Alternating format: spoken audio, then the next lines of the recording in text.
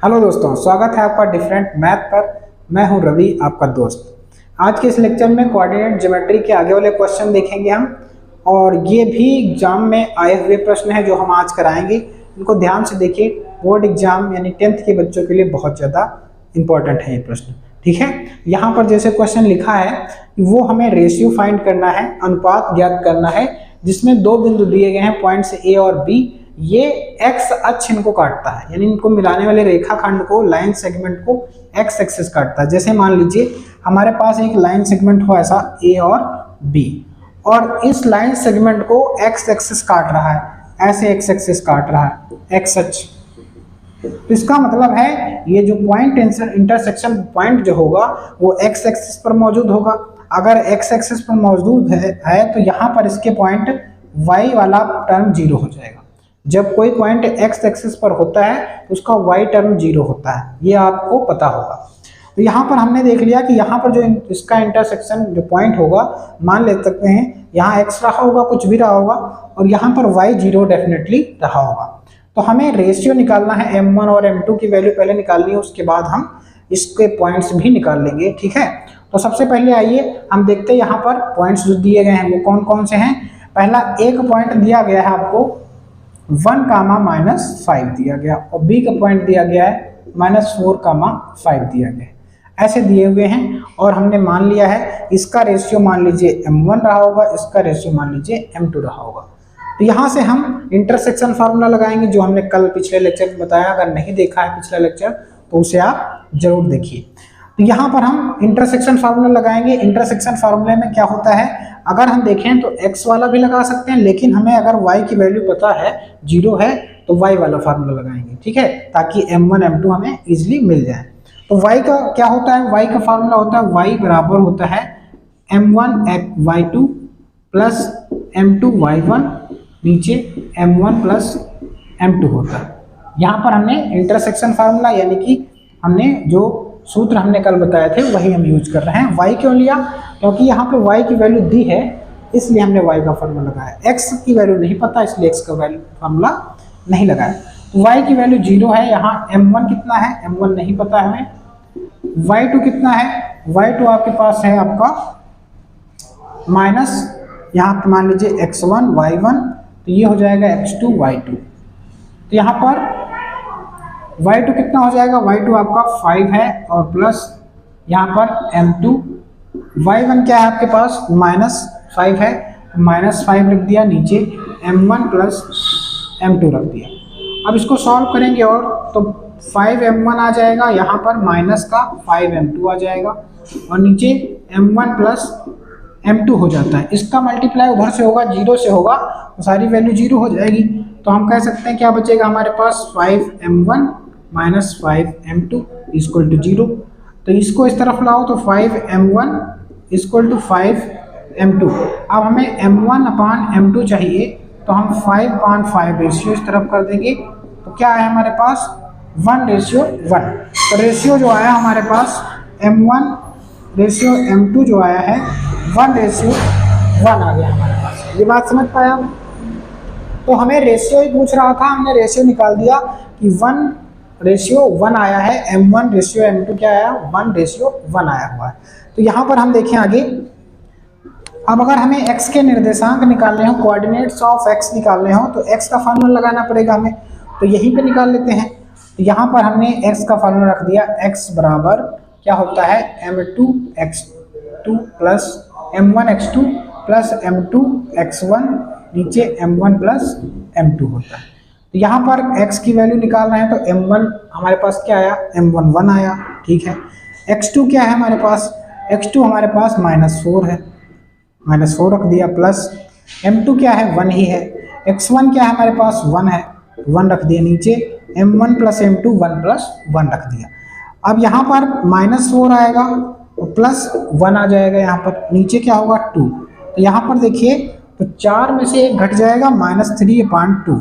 तो x की value क्या आई, -3/2। तो इसके जो निर्देशांक आएंगे वो कौन से आएंगे, कोऑर्डिनेट्स आएंगे -3/2, 0। ये हमारे इंटरसेक्शन पॉइंट्स आ गए जो यहाँ पर कट कर रहे हैं, और रेशियो भी हमने निकाल लिया, M1 रेशियो M2 का जो रेशियो था वो भी हमने फाइंड आउट कर लिया। अब आप बढ़ते हैं हम आगे क्वेश्चन पर। अगला क्वेश्चन जो दिया है वो बोर्ड एग्जाम में 2 से 3 बार आ चुका है प्रश्न, तो इसको हम देखेंगे। बहुत अच्छा प्रश्न है, ये भी देखिएगा। ये प्रश्न में क्या कहा है कि एक सर्किल है आपके पास जिसका डायमीटर के 2 पॉइंट हैं A और B, जिसमें सेंटर के पॉइंट्स दिए गए हैं और B के पॉइंट्स दिए गए हैं, और आपको एक पॉइंट्स निकालना है। तो देखिए, जैसे यहाँ पर क्वेश्चन में क्या कहा कि एक सर्किल है, सर्किल का डायमीटर है, उसमें 2 पॉइंट होते हैं A और B। B पॉइंट दिया है और एक पॉइंट दे दिया और एक सेंटर का पॉइंट दे दिया, आपको A का पॉइंट निकालना है। तो हम मान लेते हैं ऐसा रहा होगा, ऐसा सर्किल है, ये उसका डायमीटर हो गया यानी व्यास हो गया, और उसमें सेंटर भी है। तो यहाँ पर 2 पॉइंट दिए गए हैं, ठीक है। 2 पॉइंट कौन कौन से हैं ये हम जानकारी लेंगे। तो P पॉइंट क्या है देख लेते हैं, एक मिनट। तो पॉइंट है हमारा वो क्या है,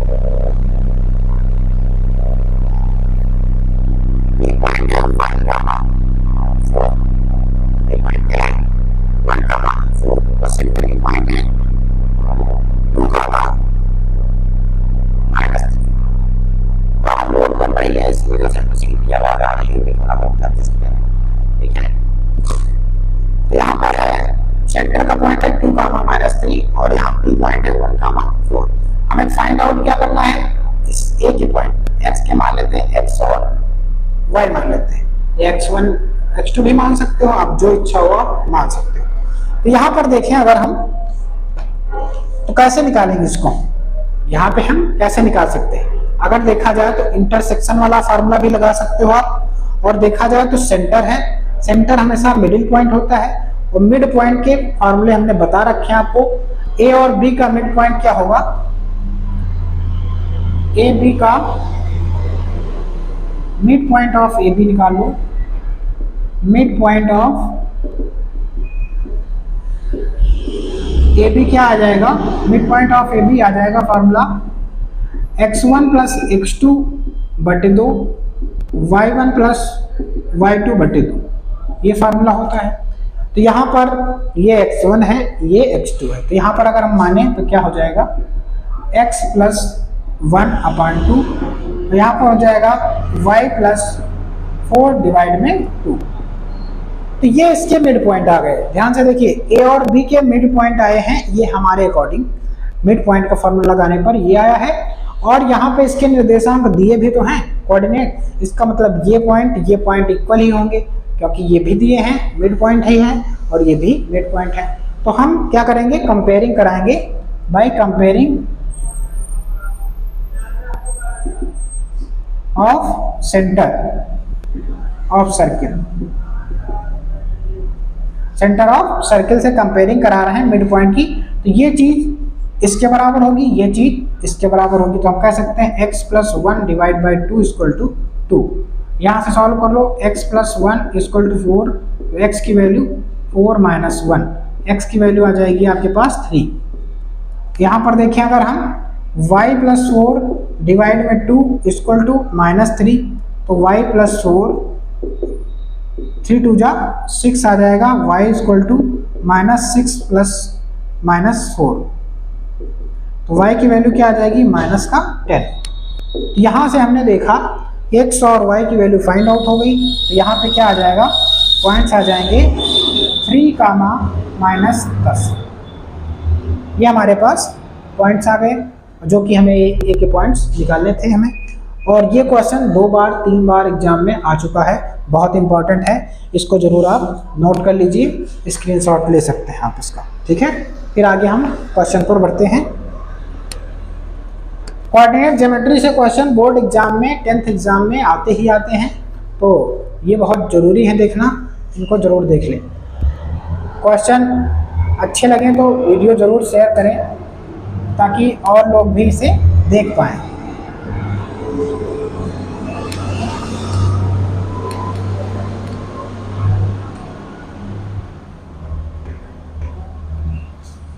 अगला क्वेश्चन है यहाँ पर, ये भी एनसीईआरटी बुक में आपको मिल जाएगा, देख लीजिएगा। इसमें दिया गया है ए और बी क्रमशः पॉइंट दिए गए हैं। ए और बी के क्या पॉइंट दिए गए हैं कि ए पॉइंट है 2, -2, 2 और बी पॉइंट है 2, -4। यहाँ पर पी के निर्देशांक ज्ञात करना है, जबकि दिया है ए पी बराबर, क्या दिया है, ए पी बराबर 3/7 AB। ध्यान दीजिएगा, और पी रेखाखंड एपी पर AB पर स्थित है। इसको समझिएगा, ध्यान से समझिएगा तभी समझ पाएंगे। यहाँ पर ये कंडीशंस दी है AP = 3/7 AB। तो हम मान लेते हैं AB एक रेखा है, AB रेखा है, P कहीं P जो है वो यहाँ पे रखा हुआ पॉइंट P है, ठीक। अब इसने क्या कहा, अगर यहाँ सॉल्व किया जाए तो 7 AP, अगर रेशियो देखा जाए इसका AP अबान AB का रेशियो देखा जाए तो 3:7 आ रहा है।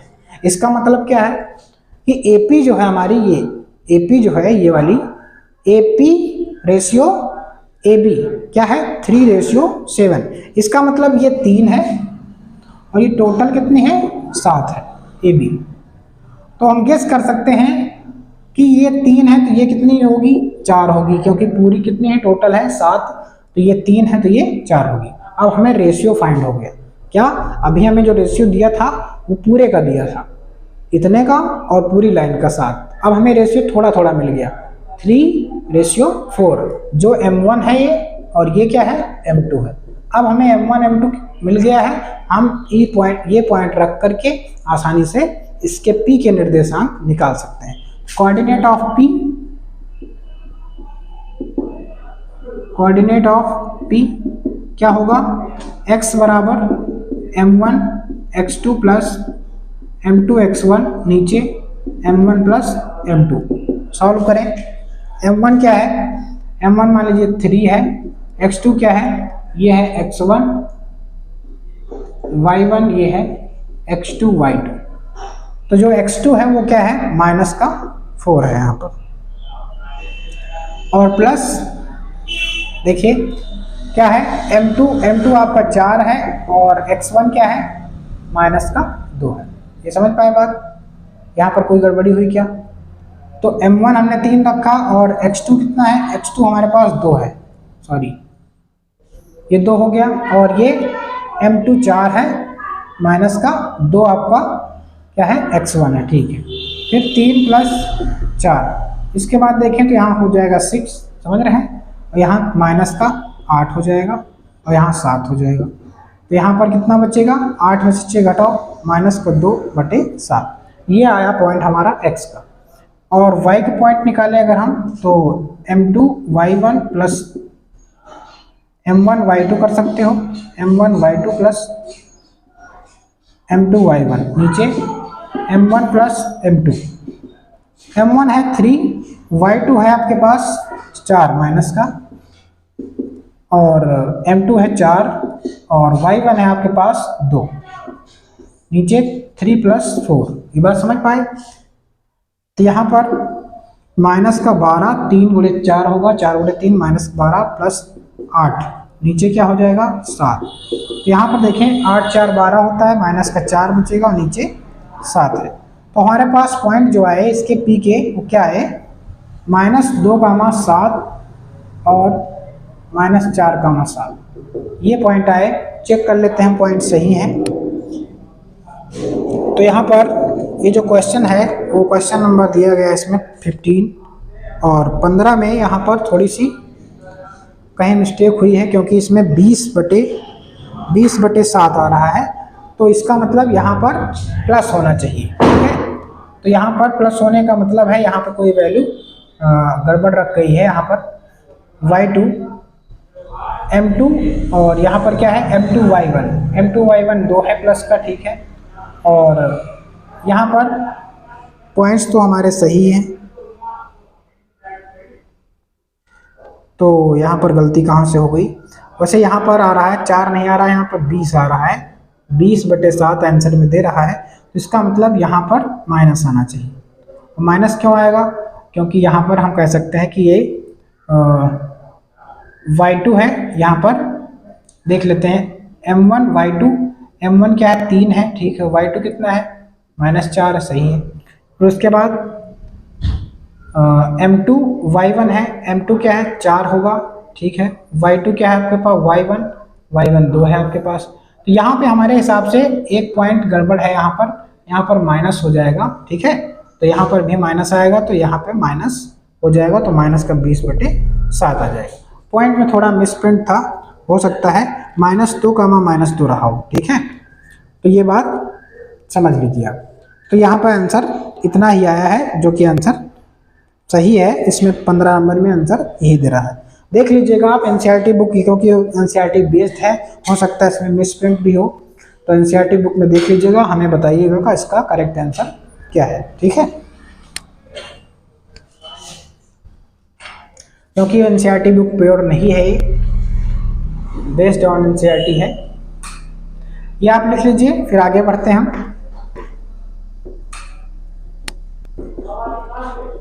फिलहाल लगेगा ऐसे ही बिल्कुल।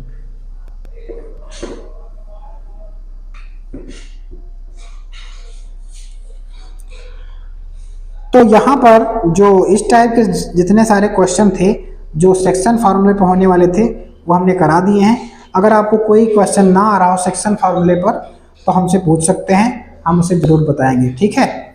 आगे आपका जो चतुर्भुज पर डिपेंडेंट है, बिंदु दिए गए हैं, 4 भागों में विभाजित करना है आपको पॉइंट को। ये कैसे करोगे आप, ये भी हम तरीका बता दे रहे हैं, आप लोग खुद करिएगा।